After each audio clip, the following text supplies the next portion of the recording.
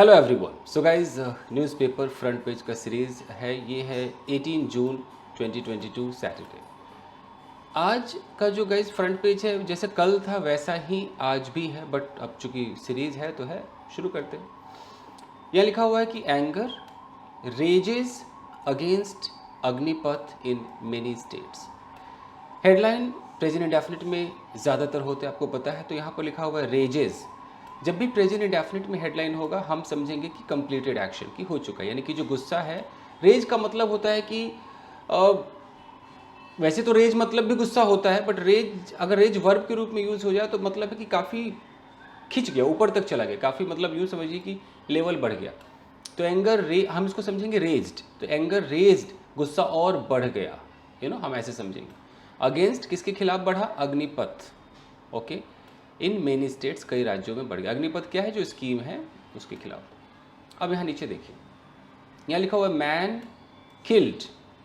मैंने आपको कल भी समझाया था कि अगर V3 आ जाए, वर्ब की थर्ड फॉर्म आ जाए, और उसके बगल में जो भी सब्जेक्ट लिखा रहेगा, ये सब्जेक्ट डूअर नहीं होगा, ये रिसीवर होगा। यानी कि मैन ने कुछ नहीं किया, मैन के साथ कुछ हुआ। तो मैन किल्ड का मतलब ये नहीं कि आदमी ने मार दिया, इसका मतलब है कि आदमी को मार दिया गया। तो मैन वॉज किल्ड ऐसे समझेंगे।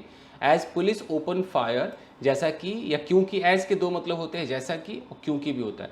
क्योंकि पुलिस ने फायरिंग चालू कर दी। ओपन फायर का मतलब फायरिंग चालू कर दी टू स्टॉप प्रोटेस्टर्स, प्रोटेस्टर्स को रोकने के लिए, इन तेलंगाना सिकंदराबाद। सिकंदराबाद ही लिखा है। तेलंगाना के सिकंदराबाद में एक आदमी मारा गया। क्यों मारा गया? क्योंकि पुलिस ने क्या किया? Open fire. तो यहाँ देख रहे, एज पुलिस ओपन फायर। यहाँ भी मतलब कि फर्स्ट फॉर्म लगा हुआ, प्रेजेंट इंडेफिनिट लगा। पुलिस प्लूरल होता है और इसके साथ ओपन लिखा हुआ, ओपनड नहीं लिखा हुआ है। तो आप समझना कि हेडलाइन में प्रेजेंट इंडेफिनिट भी होगा, V3 भी होगा।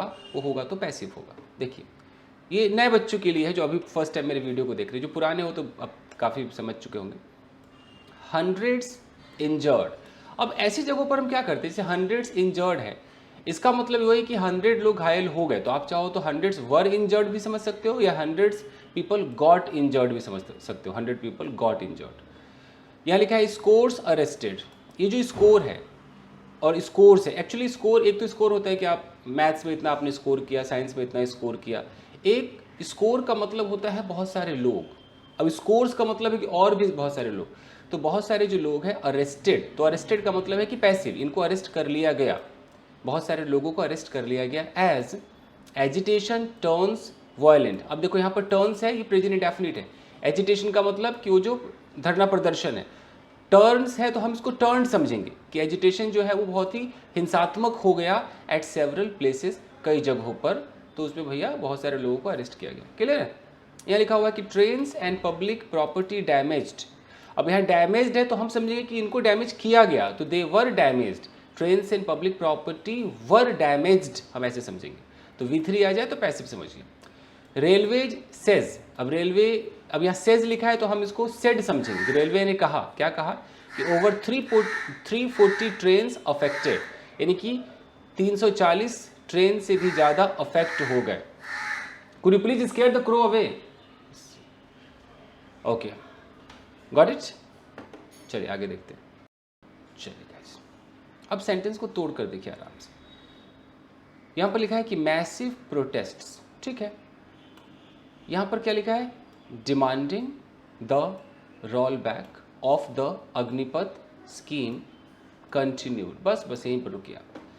मेरा जो स्टाइल है मैं आपको समझा रहा हूँ। मैं जब भी देखता हूँ वर्ब, जैसे कंटिन्यूड है, ये V2 है, वर्ब का सेकेंड फॉर्म है, मैं समझ गया कि पास्ट इंडेफिनिट टेंस है। इसका सब्जेक्ट कहाँ है? इसका सब्जेक्ट ये मैसिव से लेकर और ये स्कीम तक है, ये इसका सब्जेक्ट है। यानी कि ये पूरा का पूरा हमारा एक नाउन फ्रेज है। अब इस सब्जेक्ट में क्या छुपा हुआ है? इसके अंदर ये जो आप देख रहे हैं ना, ये डिमांडिंग से लेकर के demanding the roll back of Agnipath scheme, यहाँ तक अगर मैं देख लूँ, ये आपका प्रेजेंट पार्टिसिपल फ्रेज है। यानी कि जो लोग अखबार सीखना चाहते हैं गाइस, यूँ समझ लीजिए कि आप पहले तो आपको सब्जेक्ट ढूंढना होता है, अब सब्जेक्ट भी बहुत बड़ा है। सब्जेक्ट के अंदर आपको क्या क्या दिखाई देने वाला है कि सब्जेक्ट होगा तो इसके अंदर, मतलब इस सब्जेक्ट को हम क्या बोलेंगे? नाउन फ्रेज बोलेंगे। ये नाउन फ्रेज, क्योंकि कई सारे वर्ड्स होंगे तो फ्रेज हो गया। अब इस फ्रेज के अंदर अगर आप घुसते हैं, इस फ्रेज के अगर अंदर घुसते हैं तो इसमें एक तो नाउन होगा, मतलब इस मैं आपको ऐसे समझाता हूँ, एक होगा प्री मोडिफायर। प्री मोडिफायर का मतलब है कि पहले कुछ होगा। उसके बाद यहाँ पर स्पेलिंग गलत ले रहे हैं, प्री मोडिफायर हो गया, यहाँ पर एक होगा नाउन, एक होगा बेचारा जो हेड है, और फिर यहाँ पर होगा पोस्ट मोडिफायर, ये होता है नाउन फ्रेज। तो प्री मोडिफायर में मान लो खाली प्री मोडिफायर में आपका ए आ सकता है, एन आ सकता है, द आ सकता है, या कोई छोटा मोटा एडजेक्टिव आ गया, मैसिव, ग्रेट, बिग, ऐसा आ गया, ठीक है। इसके बाद आपका कोई ना कोई नाउन लिखा हुआ है। अब जो पोस्ट मोडिफायर है उसमें ज़्यादातर जो न्यूज़पेपर में देखा गया है दोस्तों, वो प्रेजेंट पार्टिसिपल होता है, प्रेजेंट पार्टिसिपल। तो प्रेजेंट पार्टिसिपल भी हो सकता है, और भी देखा गया है, इसको क्या बोलते हैं, प्रेपोजिशनल फ्रेजेस। ये सब्जेक्ट के अंदर इतना आइटम है, मैं आपको बता रहा हूँ, प्रेपोजिशनल फ्रेजेज आपको मिलेंगे, ओके। और अगर आप ज़्यादा कभी बड़ा हो तो हो सकता है कि आपको रिलेटिव प्रोनाउन से सेंटेंस मिल जाए, रिलेटिव प्रोनाउन से जो सेंटेंस शुरू होता है, इसको हम क्या कहते हैं, एडजेक्टिव क्लॉज कहते हैं। तो ऐसा भी आपको दिखाई देगा। तो फिलहाल मुझे क्या दिखाई दिया कि मुझे प्री मोडिफायर भी दिखाई दिया, और मुझे इसके अंदर प्रेजेंट पार्टिसिपल भी दिखाई दिया। कैसे, देखिए, मेरा मकसद आपको न्यूज़ सुनाना नहीं है, सेंटेंस तोड़ना सिखाना है, बस आप सीख जाओ, मेरा काम हो जाएगा। चलिए, यहाँ पर देखिए, प्रोटेस्ट्स, ये हमारा नाउन है, ठीक है। तो ये जो देख रहे हैं मैसिव, ये मेरा प्री मोडिफायर हो गया, देख रहे हैं, ये एडजेक्टिव है ना, मैसिव, मैसिव मतलब बहुत बड़ा। तो ये प्री मोडिफायर, ये बीच में नाउन, और यहाँ देख लीजिए डिमांडिंग, ये प्रेजेंट पार्टिसिपल। अब समझ में आ रहा है? तो ऐसे, और पूरा जो प्रेजेंट पार्टिसिपल है वो यहाँ से लेकर यहाँ तक एक फ्रेज बना रहा है। तो प्रेजेंट पार्टिसिपल करता क्या है, एडजेक्टिव का काम करता है। अब इसको तोड़ते हैं कि बहुत बड़ा प्रोटेस्ट कंटिन्यूड, शुरू हो गया। तो ये रहा आपका बहुत बड़ा प्रोटेस्ट, और प्रोटेस्ट के लिए यहाँ पर वर्ब आया कंटिन्यूड, बहुत बड़ा प्रोटेस्ट कंटिन्यू हुआ। अब प्रोटेस्ट के बारे में एक एडजेक्टिव है जो प्रेजेंट पार्टिसिपल कह रहा है कि डिमांडिंग, वो प्रोटेस्ट जो डिमांड कर रहा था या डिमांड कर रहा है। इसका फैसला आप नहीं कर सकते कर रहा है कि कर रहा था। ये जैसे कंटिन्यूड यहाँ पास्ट है तो हम इसको फिर पास्ट समझेंगे कि बहुत बड़ा प्रोटेस्ट जो डिमांड कर रहा था रोल बैक, रोल बैक मतलब वापसी। किसकी वापसी? अब यहाँ प्रेपोजिशनल फ्रेज देखिए, of the Agnipath scheme, Agnipath scheme की वापसी का जो डिमांड कर रहा था वो मैसिव प्रोटेस्ट कंटिन्यू हुआ या कंटिन्यू रहा अक्रॉस द कंट्री, पूरे कंट्री में वो कंटिन्यू रहा, फॉर द थर्ड डे, तीसरे दिन भी कंटिन्यू रहा ऑन फ्राइडे, फ्राइडे को। ये बस तोड़ना आपको आना चाहिए, समझ में आया? चलिए आगे बढ़ते हैं। और ये कई लोग कहते हैं कि भाई न्यूज़पेपर आप मुझे दे दीजिए, तो मैं बार बार बताता हूँ कि आप न्यूज़पेपर कहाँ आपको मिलेगा। ये मेरा एक टेलीग्राम चैनल है जिसका नाम है इंग्लिश विद चंदन। आप लिखें इस पर, ढूंढे कैसे भी आपको मिल जाएगा। जैसे मैं ये वीडियो अपलोड करूँगा, मैं न्यूज़पेपर भी डाल दूँगा अपने टेलीग्राम चैनल पर, इंग्लिश विद चंदन है, बताइएगा, वहाँ से ले लीजिएगा। अगर किसी के पास कोई ख़रीद नहीं पाता है या किसी के पास नहीं मिल पाता है तो आप ले सकते हैं मेरे चैनल से। चलिए यहाँ पर देखते हैं, one protester was killed. Past indefinite का पैसिव तो यूज़ होगा ही होगा, यानी कि एक प्रोटेस्टर को जान से मार दिया गया, यानी कि वो देखो, वॉज किल्ड का मतलब है या तो मर गया ऐसा भी फीलिंग आती है, या मार दिया गया, दोनों फीलिंग आती है। जैसे कोई एक्सीडेंट में भी हम कहते हैं सम पीपल वर किल्ड, तो आपको सेंटेंस पढ़ के समझना पड़ेगा किसी ने मार दिया या खुद मर गया। तो वन प्रोटेस्टर वॉज किल्ड, मारा गया इन पुलिस फायरिंग, तो पुलिस फायरिंग में मारा गया, कोई जानबूझ के नहीं मारा। इन सिकंदराबाद, सिकंदराबाद में हुआ, सिकंदराबाद कहाँ पर है, तो फिर प्रेपोजिशनल फ्रेज है इन तेलंगाना, यहाँ तक हो गया। एंड हंड्रेड्स ऑफ पीपल, यानी कि सैकड़ों जो लोग हैं, इंजर्ड, वो घायल हो गए इन वेरियस प्लेसेस। यहाँ पर गॉट इंजर्ड भी हो सकता था या वर इंजर्ड भी हो सकता था। तो इंजर्ड इन वेरियस प्लेसेस, घायल हो गए इन द वायलेंस, उस वायलेंस में, इन द वायलेंस में यानी कि हिंसा में सैकड़ों लोग घायल हो गए। फिर यहाँ पर लिखा हुआ है कि that marked the agitations against the new armed forces recruitment scheme. अब ये जो आप दैट देख रहे हो, कोई बता सकते हैं दैट क्या है? यहाँ से जो दैट देखिए आप, ये दैट क्या है? आखिर सेंटेंस इतना बड़ा क्यों हो गया, समझाता हूँ गाइस। यहाँ पर तो वायलेंस तक तो सही हो गया, यहाँ तक समझ में आया ना कि हंड्रेड ऑफ पीपल, सैकड़ों लोग, इंजर्ड, घायल हो गए इन वेरियस प्लेसेस, कई जगहों पर, ठीक है, कई जगहों पर घायल हो गए इन द वायलेंस। यहाँ पर दो बार इन आया है, यानी कि दो प्रेपोजिशनल फ्रेज आया है हिंसा में। अब यहाँ पर वायलेंस के बाद लिखा है दैट, यानी कि दैट का मतलब है कि ये वायलेंस के बारे में कह रहा है, ये एक रिलेटिव प्रोनाउन है। दैट मतलब जो, तो जिसने मार्क मतलब चिन्हित कर दिया द एजिटेशंस, यानी कि एक एजिटेशन को चिन्हित कर दिया कि हाँ भाई ये एजिटेशन है जो कि अगेंस्ट है किसके, the new armed forces recruitment scheme के। यानी कि इतने लोग जो घायल हुए हैं वो कहीं ना कहीं किस चीज़ को उसने दिखा दिया, क्या मार्किंग कर दी कि भाई ये है एजिटेशन, ये एजिटेशन है जो कि इस आर्म्ड फोर्सेज का जो रिक्रूटमेंट है इसके खिलाफ है, अगेंस्ट। यहाँ तक एकदम क्लियर समझ में तो आ रहा है। चलो आगे देखते हैं, मिटा दो इसको। यहाँ पर लिखा है स्कोर्स ऑफ पीपल। अभी मैंने आपसे कहा था स्कोर का मतलब बहुत सारे, अलॉट को दिखाता है। तो स्कोर्स ऑफ पीपल, लोगों का जो झुंड है, समूह है, हैव बीन अरेस्टेड।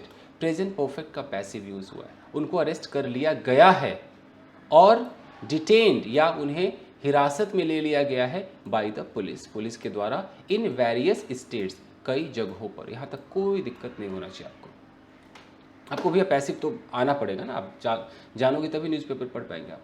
अब देखिए कि the opposition parties comma trade unions, ठीक है, ये सब एक ग्रुप की बात हो रही है। अपोजिशन पार्टीज हो गए, ट्रेड यूनियंस हो गए, एंड आउटफिट्स ऑफ स्टूडेंट्स। कल मैंने कहा था कि आउटफिट के दो मतलब होते हैं, एक तो कपड़ा होता है क्लोथ्स, और एक आउटफिट का मतलब होता है ग्रुप भी आउटफिट होता है। तो आउटफिट्स ऑफ स्टूडेंट्स, स्टूडेंट्स का भी जो समूह था, कॉमा यूथ एंड फार्मर्स, और भी जो भी नौजवान लोग थे जो किसान थे, प्लेज्ड सपोर्ट। अब देख रहे प्लेज हमारा V2 हो गया, तो इससे पहले जितना ऊपर आपने देखा सारा सब्जेक्ट है, सब्जेक्ट वर्ब का सेकंड फॉर्म, और ये सपोर्ट इसका ऑब्जेक्ट हो गया, तो पास्ट इंडेफिनिट टेंस ही तो है ये। तो जितने भी अपोजिशन पार्टीज़ हैं, trade union, outfit of students है, यूथ है, फार्मर्स है, इन्होंने प्लेज का मतलब होता है प्रॉमिस करना, कुछ करने का। और प्लेज के बाद फिर डायरेक्ट आपको मतलब कोई बीच में कोई प्रपोजिशन नहीं आता, प्लेज सपोर्ट, प्लेज्ड हेल्प, तो उन्होंने प्रॉमिस किया सपोर्ट करने का फॉर द प्रोटेस्ट के लिए, and demanded immediate reversal of the scheme, और उन्होंने डिमांड किया, इन सारे लोगों ने डिमांड किया, किस चीज़ का डिमांड किया, डिमांडेड व्हाट, तो डिमांडेड इमीडिएट रिवर्सल, कि तुरंत ही रिवर्स कर लिया जाए, वापस ले लिया जाए, क्या चीज़, ऑफ द स्कीम का रिवर्सल।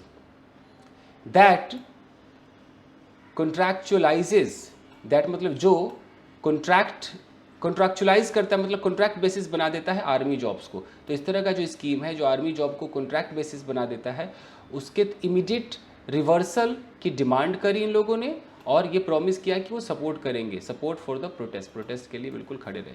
ये यहाँ तक समझ में आया।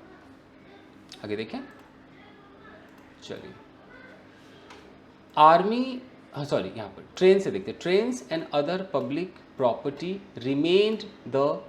remained the target of the protesters, with over 340 trains getting affected on the day due to protest। देखिए रिमेन का इस्तेमाल कैसे होता है, यहाँ पर लिखा है कि trains and other public property, ये आपका सब्जेक्ट हो गया, ट्रेन से लेके प्रॉपर्टी तक ये नाउन फ्रेज हो गया। अब लिखा है रिमेन, ये आपका V2 हो गया, पास्ट इंडेफिनिट टेंस है, रिमेन्ड द टारगेट, यानी कि ये टारगेट बने रहे। रिमेन होता क्या है, जैसे रिमेन का मतलब होता है कि मान लीजिए कि दो लोग थे, आपको ऐसे दिखाता हूँ चित्र बना करके।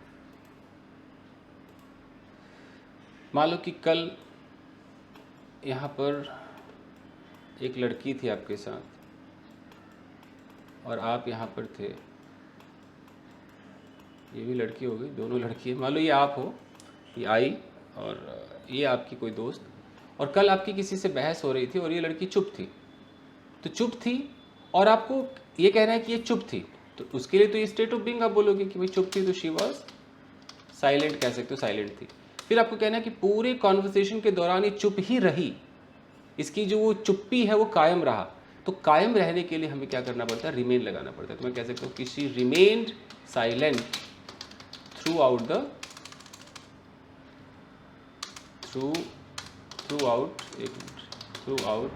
कॉन्वर्सेशन, पूरे कॉन्वर्सेशन के दौरान या during the conversation she remained silent, वो साइलेंट रही तो रही ही रही, तो रिमेन्ड वो उस चीज़ को दिखाता है गाइस। तो थोड़ा सा देखिए यहाँ पर क्या कह रहे हैं कि ये जो ट्रेन है और जो पब्लिक प्रॉपर्टी है, रिमेन्ड द टारगेट, मतलब ये टारगेट पहले बने थे और बने ही रहे, ऑफ द प्रोटेस्टर। किसके टारगेट बने, तो प्रेपोजिशनल फ्रेज है ऑफ द प्रोटेस्टर्स, प्रदर्शनकारियों के टारगेट बन गए।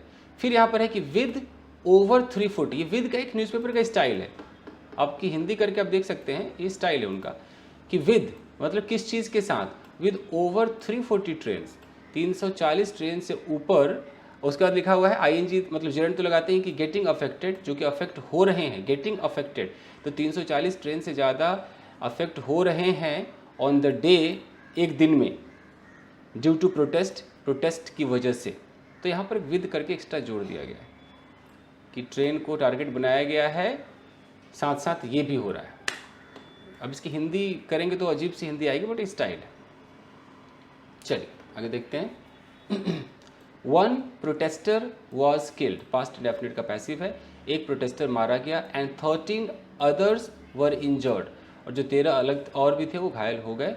व्हेन पुलिस ओपन फायर, जब, एकदम पास्ट इंडेफिनिट टेंस है, जब पुलिस ने फायरिंग शुरू की। ओपन फायर का मतलब फायर चालू करना।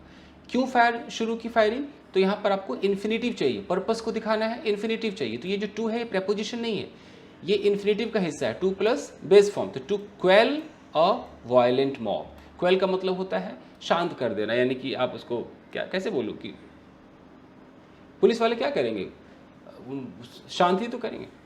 To quell a violent move, यानी कि जो हिंसात्मक भीड़ थी उसको शांत करने के लिए, उसको हैंडल करने के लिए उन्होंने फायरिंग शुरू की at the Secunderabad railway station. यहाँ पर कब किया, ऑन फ्राइडे। यहाँ तक एकदम क्लियर है।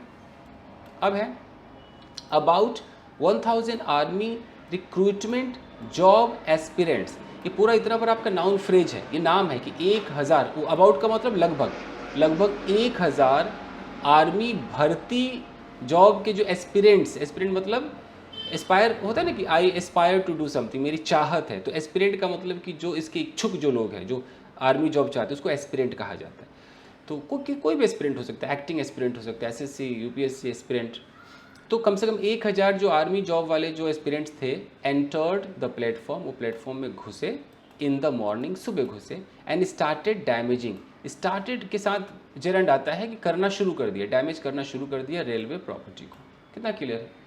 द गैदरिंग, गैदरिंग मतलब भीड़, यहाँ पर ये नाउन का काम कर रहा है। The gathering was apparently mobilised, अभी पास्ट इंडेफिनिट का पैसिव है कि जो गैदरिंग था उसको अपेरेंटली मतलब ऊपरी तौर से ऐसा लग रहा था कि वॉज मोबिलाइज्ड, कि गैदरिंग को मतलब जानबूझ के जुटाया गया। मोबिलाइज का मतलब क्या होता है, आप ग्रुप इकट्ठा करते हो, तो गैदरिंग को मोबिलाइज किया गया था यूजिंग, अब देखो यहाँ पर करते हुए, क्या करके, using 4 WhatsApp groups, present participle देखिए, 4 व्हाट्सएप ग्रुप को यूज़ करके। फिर यहाँ ग्रुप के बाद लिखा है क्रिएटेड बाय। मैं न्यूज़पेपर पढ़ाते समय कई बार ऐसा कह चुका हूँ दोस्तों कि कभी भी आपको ऐसे मिल जाए, क्रिएटेड बाय मिल जाए, लेड बाय मिल जाए, मिल जाए, कंडक्टेड बाय, ये मिलेगा 100%, कंडक्टेड बाय आपको मिल जाए, रिटन बाय, तो ये तो एक तो पैसिव होगा, ऊपर से ये एडजेक्टिव होगा। जैसे अगर मैं बोलूँ कि द ग्रुप मैंने ऐसा लिखा, और यहाँ लिखा created by an organization was deleted, बस मैंने इतना सेंटेंस बोला। तो मैंने क्या बोला, एक ग्रुप को डिलीट कर दिया गया, अ ग्रुप वाज डिलीटेड। लेकिन बीच में जो क्रिएटेड बाय एन ऑर्गेनाइजेशन, इतना सा जो आप जुमला देख रहे हैं ना, इसको कहते हैं पास्ट पार्टिसिपल फ्रेज, ये पैसिव के रूप में होता है। ये मैं आपको सिखाना चाह रहा हूँ, न्यूज़पेपर का स्टाइल है। तो ये एडजेक्टिव है। एडजेक्टिव क्यों है, क्योंकि इस ग्रुप के बारे में कुछ बता रहा है। कौन सा ग्रुप डिलीट हुआ भैया, वही ग्रुप जिसको क्रिएट किया गया था एक ऑर्गेनाइजेशन के द्वारा। अगर मैं चाहूँ तो इसको क्लॉज में कर सकता हूँ। क्लॉज में करूँगा तो मुझे रिलेटिव प्रोनाउन का सहारा लेना पड़ेगा, मुझे ऐसे बोलना पड़ेगा कि द ग्रुप, ऐसे कि द ग्रुप, यहाँ पर विच लगा दो, which was created by an organization was deleted. अब देख लीजिए, ये विच से लेकर के यहाँ तक जो आप देख रहे हैं, ये भी एडजेक्टिव का ही काम कर रहा है, लेकिन ये पूरा क्लॉज हो गया। तो एक क्लॉज होता है और एक फ्रेज होता है। अब ये क्या होता है, क्यों होता है, कभी क्लॉज और फ्रेज के चैप्टर में पढ़ लीजिएगा। फिलहाल तो ये होता है तो होता है। आगे बढ़े, चलो। हाँ जी, तो क्रिएटेड बाय बता रहे हैं कि वो ग्रुप किसके द्वारा क्रिएट हुआ था, तो ग्रुप क्रिएटेड बाय, फटाफट खत्म कर देगा इस। दीज जॉब एस्पिरेंट्स, ये जो जॉब एस्पिरेंट्स है जिनको नौकरी चाहिए, इन्होंने एक ग्रुप क्रिएट किया था और यही लोग वहाँ पहुँच गए।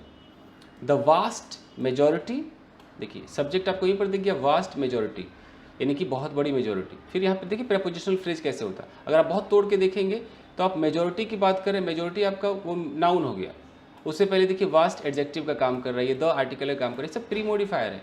और यहाँ जो ऑफ दिस प्रोटेस्टर्स देख रहे हैं, ये आपका पोस्ट मोडिफायर है, प्रपोजिशनल फ्रेज, ये नाउन फ्रेज के अंदर ही तो सारे आते हैं।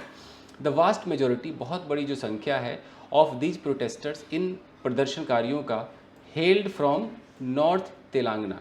तो ये अब यहाँ पर हेल्ड लिखा है कि ये बिलोंग करते थे, ऐसा लिखा है, बिलोंग करते थे नॉर्थ तेलंगाना से, and some from south Telangana, कुछ साउथ तेलंगाना से बिलोंग करते थे। एक्चुअली जब हम इंग्लिश में बोलते हैं ना बिलोंग, तो हम ऐसे बोलते हैं, या तो बोलते हैं बिलोंग टू, ओके, जैसे वो दिल्ली से बिलोंग करता है, ही बिलोंग्स टू दिल्ली।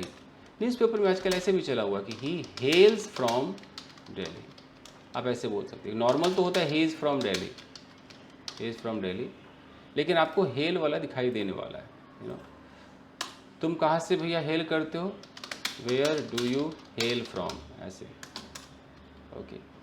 क्या वो मुंबई से बिलोंग करती है, does she hail from Mumbai, ये है। अच्छा, जो स्पोकन इंग्लिश में पढ़े लिखे लोग जो गलतियाँ करते हैं आपको बता दो, पता नहीं उनको किसने कह दिया है, वो ऐसे बोलते हैं, so where do you belong from, उनको लगता है कि बिलोंग के साथ फ्रॉम आता है, या तो अपनी हिंदी सोच रहे होते हैं कि तुम कहाँ से बिलोंग करते हो, से मतलब फ्रॉम, ऐसा कुछ सोचते होंगे। भैया ऐसा कुछ नहीं है, काहे आप हिंदी के चक्कर में पड़े हो मेरे भाई। फिक्स्ड प्रेपोजिशन भी कोई चीज़ होती है यार, वो रटा रटाया बना बनाया आता है, आपको उसके साथ वो लगाना है, तो बिलोंग के साथ टू आता है।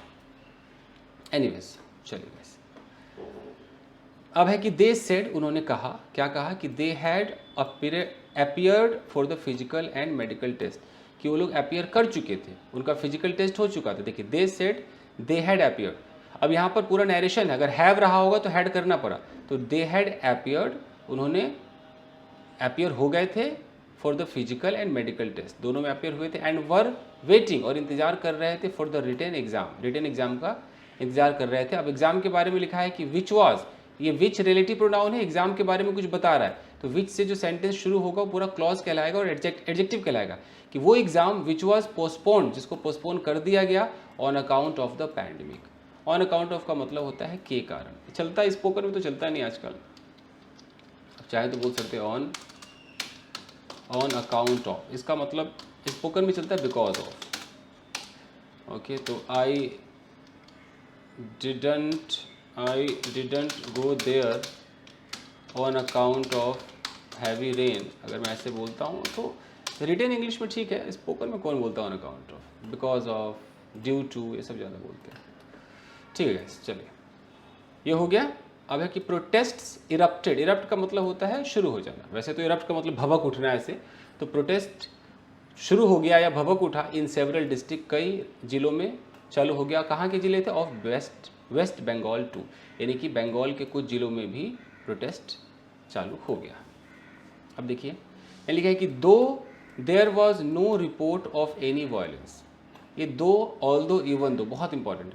तो हालांकि there was no report of any violence, किसी भी हिंसा से कोई रिपोर्ट नहीं थी, फिर भी, कॉमा का मतलब फिर भी, rail and vehicular movement, rail यात्रा और जो गाड़ियों से वाला जो मूवमेंट है वॉज डिसरप्टेड, उसको तो तितर बितर डिसरप्ट किया ही गया एट वेरियस प्लेसेस, कई जगहों पर।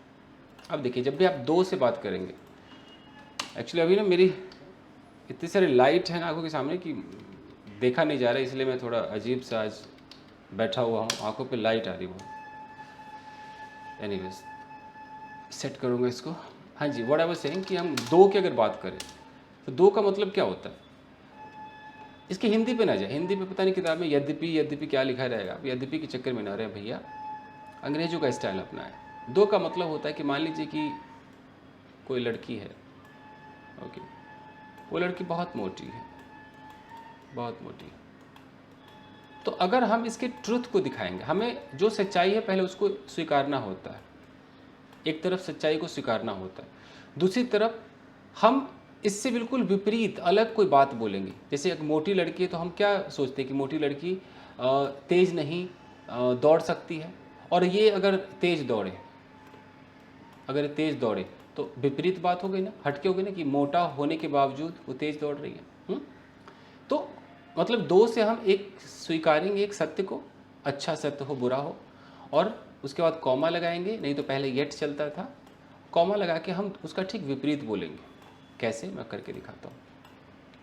जैसे मैं वही बोलता हूँ कि भाई वो लड़की मोटी है, तो मैं इस चीज़ को स्वीकारता हूँ, इसको मैं हाईलाइट करता हूँ कि दो द गर्ल इज़ फैट, स्वीकार लिया। अब कुछ ऐसा बोलो जो मोटी लड़की नहीं कर सकती। अब कॉमा लगाया, she can run faster than you.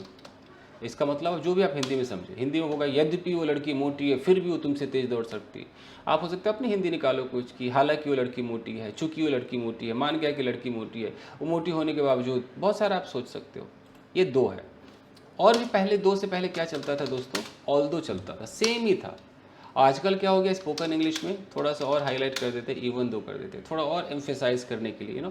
मुझे बोलना है कि यार 10 घंटे तक उसने पढ़ाई की फिर भी फेल हो गया, तो उसके 10 घंटे पढ़ाई पे मैं एम्फेसाइज कर रहा हूँ कि even though he studied for 10 घंटे, यानी कि 10 आवर्स, कॉमा, वो फेल हो गया, ही फेल्ड।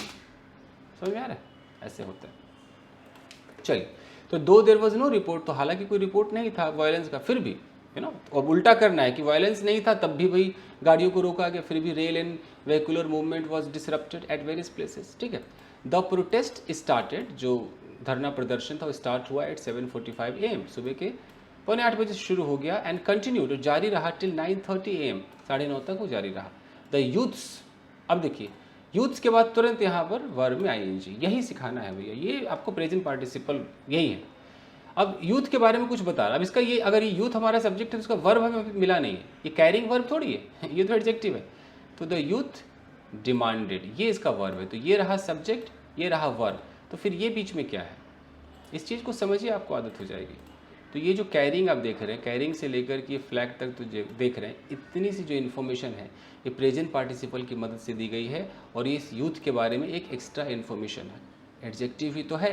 अब पढ़िए, द यूथ, वो नौजवान, कौन से नौजवान, हु वर कैरिंग, इसको ऐसे पढ़िए, who were carrying the national flag, जो राष्ट्रीय झंडा ले रखे थे, डिमांडेड, उन्होंने डिमांड किया किस चीज़ का, withdrawal of the scheme, scheme का विड्रोवल किया जाए। Train services under the Sealdah section was disrupted, अब जो ट्रेन सर्विस थी कहाँ पे थी, कोई सियालदा कोई जगह होगा, सियालदा का जो एरिया होगा वहाँ पर जो ट्रेन सर्विस थी वो डिसरप्ट कर दिया गया, उसको तितर बितर कर दिया गया। प्रोटेस्ट ब्रोक आउट मतलब हो गया, चालू हो गया। तो प्रोटेस्ट हुआ, कहाँ पर हुआ, इन Aligarh district in western Uttar Pradesh, यहाँ पर हुआ। एज, अब एज के दो मतलब है, या तो क्योंकि या जैसा कि, तो क्योंकि hundreds of young man demonstrated against the scheme, यानी कि हजारों मतलब सैकड़ों से ज़्यादा जो लोग हैं उन्होंने डेमोन्स्ट्रेट किया, यानी कि प्रदर्शन किया। डेमोन्स्ट्रेट के दो मतलब होते हैं, प्रदर्शन करना भी होता है और किसी को कोई डेमो दिखाना भी होता है। उन्होंने प्रदर्शन किया अगेंस्ट द स्कीम, स्कीम के खिलाफ, at the Khereshwar temple crossing, ये कोई जगह है खेरेश्वर टेम्पल के क्रॉसिंग पर किया, जो कि इन द लोधा एरिया में है, यहाँ पर उन लोगों ने किया।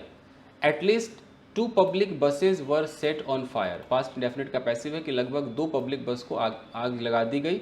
And several official vehicles were damage, और बहुत सारे जो कर्मचारी हैं उनकी गाड़ियों को भी डैमेज कर दिया गया, पास्ट इंडेफिनिट का पैसिव आना चाहिए। इन नेबरिंग जत्तारी, कोई पड़ोस का जत्तारी कोई जगह होगा, जत्तरी और Jattari, the vehicle of the panchayat chairman was set on fire, वहाँ पर क्या हो गया कि द व्हीकल, गाड़ी, किसकी गाड़ी, ऑफ द पंचायत चेयरमैन की गाड़ी थी, वॉज सेट ऑन फायर, उसको आग में झोंक दिया गया, उसमें आग लगा दी गई। द प्रोटेस्टर्स, आगे देखिए, द प्रोटेस्टर्स ट्राइड, उन्होंने कोशिश की, to storm into the panchayat office. Storm into कोई भी जगह, इसका मतलब होता है बहुत गुस्से में आप आग बबला होकर अंदर घुस जाते हैं, वो होता है। तो ये जो प्रोटेस्टर थे उन्होंने कोशिश की कि गुस्से में वो पंचायत ऑफिस में घुस जाए, कोशिश की, गुस्से नहीं। Around half a dozen police personnel, याद रखिए जब हाफ डजन बोलते हैं तो ए बीच में आता है, लगभग आधे दर्जन पुलिस के कर्मचारी थे, सस्टेन्ड इंजरी, उनको इंजरी हुई। एंड पुलिस व्हीकल्स वर वेंडलाइज्ड, और पुलिस की गाड़ियों को वेंडलाइज मतलब तोड़फोड़ करना, उनको तोड़फोड़ कर दिया गया, पास्ट इंडेफिनिट का पैसिव है। इन हरियाणा जिंद, हरियाणा की जिंद जगह में, अमीर मतलब के बीच में, किसके बीच में, स्टेट वाइड प्रोटेस्ट, पूरे स्टेट में जो प्रोटेस्ट चल रहा है फॉर सेकेंड डे इन रो, लगातार सेकेंड डे इन रो, तो इन रो जो है ये एक बड़ा अच्छा मुहावरा है। अगर आप इसको पढ़ेंगे, इन रो का मतलब तो कैसे होता है कि 1 बाय 1 कहते हैं ना, कि एक हुआ फिर रुका नहीं फिर दूसरा भी हो गया। आप इसको ना गूगल सर्च कर लीजिएगा, इन रो, मतलब मेरे कहने का मतलब इन रो का मतलब कि 1 बाय 1, एक हुआ दूसरा हुआ तीसरा, फिर ब्रेक नहीं मिला, यू नो। जैसे यहाँ पर क्या लिखा है कि जिंद अमिड स्टेट वाइड प्रोटेस्ट, यानी कि पूरे राज्य में जो प्रोटेस्ट फॉर सेकेंड डे, अगले दिन इन रो, यानी कि पहले दिन हुआ फिर लगातार दूसरे दिन हो गया। ढूंढ लीजिएगा ये। ठीक है, इस चलें। ओके, तो ख़त्म तो हो गया, बिल्कुल जैसा कल था वैसा ही था, कुछ खास अद्भुत कुछ अलग नहीं था। बट क्या पता कुछ लोग पहली बार इस वीडियो को देख रहे होंगे तो उनके समझ में आ गया होगा। मैं कई बार गाइज, अगर आप नए हैं तो मैं लिख कर समझाता हूँ ताकि आपके समझ में सेंटेंस तोड़ ना आ जाए। मेरा मकसद न्यूज़ बताना नहीं है, सेंटेंस अंग्रेजी सिखाना है। चलिए guys, thank you very much for watching this video. Thank you guys, मिलते हैं अगले एपिसोड।